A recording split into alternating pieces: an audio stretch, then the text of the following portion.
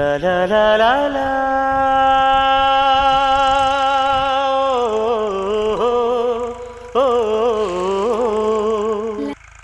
Hi friends, ಎಲ್ರಿಗೂ ನಮಸ್ಕಾರ. ಇವತ್ತಿನ ಈ ವಿಡಿಯೋಗೆ ನಿಮಗೆಲ್ರಿಗೂ ಸ್ವಾಗತ. ಇವತ್ತು ನಾವು ಇ ಸಿ ಬಗ್ಗೆ ತಿಳ್ಕೊಳ್ಳೋಣ. ಇ ಸಿ ಅಂದರೆ ಏನು, ಇ ಸಿ ಡಾಕ್ಯುಮೆಂಟ್ ಏನಕ್ಕೆ ನಮಗೆ ತುಂಬ ಇಂಪಾರ್ಟೆಂಟು ಅಂತ. ಅದಕ್ಕೂ ಮುಂಚೆ ನೀವೇನಾದರೂ ನಮ್ಮ ಚಾನಲ್ಗೆ ಸಬ್ಸ್ಕ್ರೈಬ್ ಆಗಿಲ್ಲ ಅಂದರೆ ಸಬ್ಸ್ಕ್ರೈಬ್ ಆಗಿ.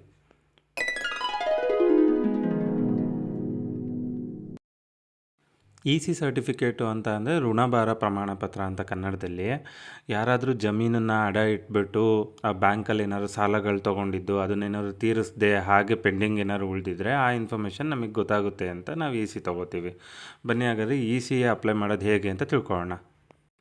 ಮೊದಲಿಗೆ ನಾವು ಬ್ರೌಸರಿಗೆ ಹೋಗಿ ಕಾವೇರಿ 2 ಪೋರ್ಟಲಲ್ಲಿ ನಾವು ಇ ಸಿನ ಅಪ್ಲೈ ಮಾಡಬೇಕಾಗುತ್ತೆ.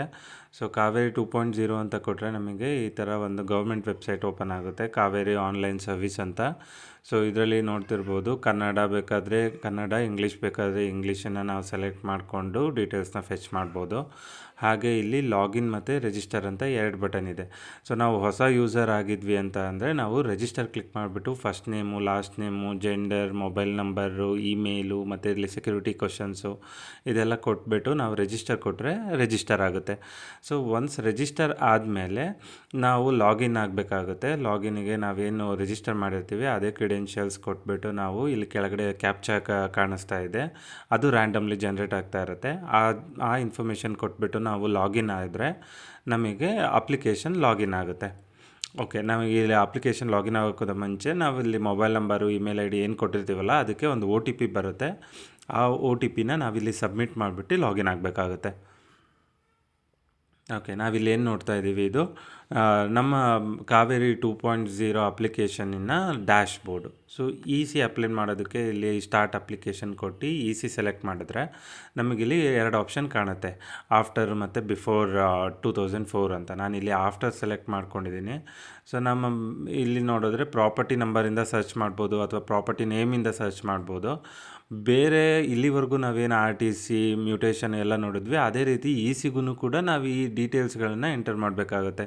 ಡಿಸ್ಟ್ರಿಕ್ಟು, ತಾಲೂಕು, ಹೋಬಳಿ, ವಿಲೇಜು ಎಲ್ಲ ಇನ್ಫಾರ್ಮೇಷನನ್ನು ಫಿಲ್ ಮಾಡಿ ಕೆಳಗಡೆ ಪ್ರಾಪರ್ಟಿ ಟೈಪ್ ಅಂತ ಇದೆ. ಪ್ರಾಪರ್ಟಿ ಟೈಪಲ್ಲಿ ಅಗ್ರಿಕಲ್ಚರ, ನಾನ್ ಅಗ್ರಿಕಲ್ಚರ ಈ ಥರ ಎಲ್ಲ ಡ್ರಾಪ್ ಡೌನ್ ಸೆಲೆಕ್ಟ್ ಮಾಡಬೇಕಾಗುತ್ತೆ. ನಾನ್ ಅಗ್ರಿಕಲ್ಚರ್ ಅಂದರೆ ಈ ಸೈಟ್ಗಳು ಆ ಥರ ಬರುತ್ತೆ. ನಾನಿಲ್ಲಿ ಅಗ್ರಿಕಲ್ಚರ್ ಸೆಲೆಕ್ಟ್ ಮಾಡ್ತಿರೋದ್ರಿಂದ ಅಗ್ರಿಕಲ್ಚರ್ ಸೆಲೆಕ್ಟ್ ಮಾಡಿದ್ದೀನಿ.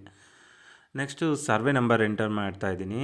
ಇಲ್ಲಿ ಬೌಂಡ್ರಿ ಡೀಟೇಲ್ಸ್ ಅಂತ ಇದೆ. ಈ ಬೌಂಡ್ರಿ ಡೀಟೇಲ್ಸು ಅಗ್ರಿಮೆಂಟಲ್ಲಿ ಯಾವ ರೀತಿ ಇರುತ್ತೆ ಅದೇ ರೀತಿ ಎಂಟರ್ ಮಾಡಬೇಕು, ಇಲ್ಲ ಅಂದರೆ ನಮಗೆ ಅಕ್ಯುರೇಟಾಗಿ ಪ್ರಾಪರ್ಟಿ ಡೀಟೇಲ್ಸ್ ಫೆಚ್ ಆಗಲ್ಲ.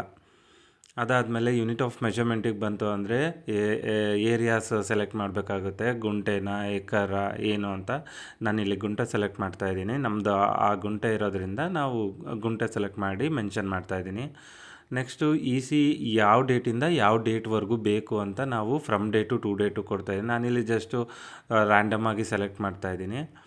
ಅದು ಕೊಟ್ಟು ಸರ್ಚ್ ಕೊಟ್ಟರೆ ಕೆಳಗಡೆ ನೋಡ್ತಾ ಇರ್ಬೋದು ನೀವು, ಫಾರ್ಮ್ ನಂಬರ್ 16 ಅಂತ ಕಾಣಿಸ್ತಾ ಇದೆ. ಸೊ ಫಾರ್ಮ್ ನಂಬರ್ 16 ಅಂತ ಅಂದರೆ ಇದು ಏನಕ್ಕೆ ನಾವು ಯೂಸ್ ಮಾಡ್ತೀವಿ ಅಂದರೆ ಈಗ ಒಂದು ನಾವು ಫ್ರಮ್ ಡೇ ಟು ಡೇಟ್ ಅಂತ ಕೊಟ್ಟಿದ್ದೀವಲ್ಲ, ಈ ಪೀರಿಯಡಿನ ನಮಗೆ ಇ ಸಿ ಬೇಕು ಅಂತ ನಾವು ಕೊಟ್ಟಾಗ ನಮಗೆ ಫಾರ್ಮ್ 16 ಓಪನ್ ಆಗುತ್ತೆ.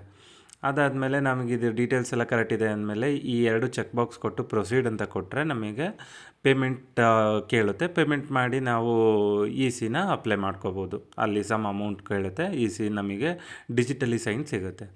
ಅದೇ ರೀತಿ ಇಲ್ಲಿ ಸರ್ಚ್ ಬೈ ಪ್ರಾಪರ್ಟಿ ನೇಮ್ ಅಂತ ಇದೆ. ಸೊ ಇದನ್ನು ಒಂದು ಚೆಕ್ ಮಾಡೋಣ. ಸೇಮ್ ಡಿಸ್ಟ್ರಿಕ್ಟು, ತಾಲೂಕು, ಹೋಬಳಿ, ವಿಲೇಜ್ ಇಲ್ಲೂ ಕೂಡ ಕೊಡಬೇಕು. ಮತ್ತು ಇಲ್ಲಿ ನಾವು ಕರೆಕ್ಟಾಗಿರೋ ನೇಮ್ ಕೊಡಬೇಕಾಗುತ್ತೆ. ಸೊ ಯೂಶ್ವಲಿ ನಾವಿವಾಗ ಅಗ್ರಿಮೆಂಟ್ ಎಲ್ಲ ಮಾಡಿಸ್ಬೇಕಾದ್ರೆ ಕನ್ನಡದಲ್ಲಿ ಮಾಡಿಸಿದ್ರೆ ಇಲ್ಲಿ ಕನ್ನಡದಲ್ಲಿ ಕೊಡಬೇಕು, ಇಂಗ್ಲೀಷಲ್ಲಿ ಮಾಡಿಸಿದ್ರೆ ಇಂಗ್ಲೀಷಲ್ಲಿ ಕೊಡಬೇಕಾಗುತ್ತೆ. ಸೊ ನಾನಿವಾಗ ಇಂಗ್ಲೀಷಲ್ಲಿ ಕೊಡ್ತಾಯಿದ್ದೀನಿ. ನೀವಿಲ್ಲಿ ನೋಡ್ಬೋದು, ನೋ ಡೇಟಾ ರೆಕಾರ್ಡ್ ಫೌಂಡ್ ಅಂತ ಬರ್ತಾ ಇದೆ. ಅದೇ ನಾನಿವಾಗ ಏನು ಮಾಡ್ತೀನಿ, ಕನ್ನಡದಕ್ಕೆ ಚೇಂಜ್ ಮಾಡ್ತೀನಿ. ಯಾಕೆ ಅಂದರೆ ಇದು ಕನ್ನಡದಲ್ಲಿ ಅಗ್ರಿಮೆಂಟ್ ಆಗಿರೋದ್ರಿಂದ ನಾನು ಕನ್ನಡದಲ್ಲಿ ನೇಮನ್ನು ಕೊಟ್ಟು ಸರ್ಚ್ ಮಾಡಿ ನೋಡ್ತೀನಿ, ನೋಡೋಣ ಏನು ಬರುತ್ತೆ ಅಂತ ಅಂದು. ಸೊ ನನ್ನ ಹತ್ರ ಆಲ್ರೆಡಿ ಇದೆ ನೇಮು, ಅದನ್ನು ಕಾಪಿ ಮಾಡಿ ಪೇಸ್ಟ್ ಮಾಡ್ತಾಯಿದ್ದೀನಿ. ಸೊ ಇಲ್ಲೂ ಕೂಡ ಕನ್ನಡದಲ್ಲಿ ನೇಮ್ ಕೊಟ್ಟಾದಮೇಲೆ ಫ್ರಮ್ ಡೇಟ್ ಟು ಡೇಟ್ ಕೊಡಬೇಕು. ಅದಾದಮೇಲೆ ಇಲ್ಲಿ ಕ್ಯಾಪ್ಚಾ ಕೊಟ್ಟು ಸರ್ಚ್ ಅಂತ ಕೊಟ್ಟರೆ ಸ್ವಲ್ಪ ಹೊತ್ತು ತೊಗೊಳುತ್ತೆ.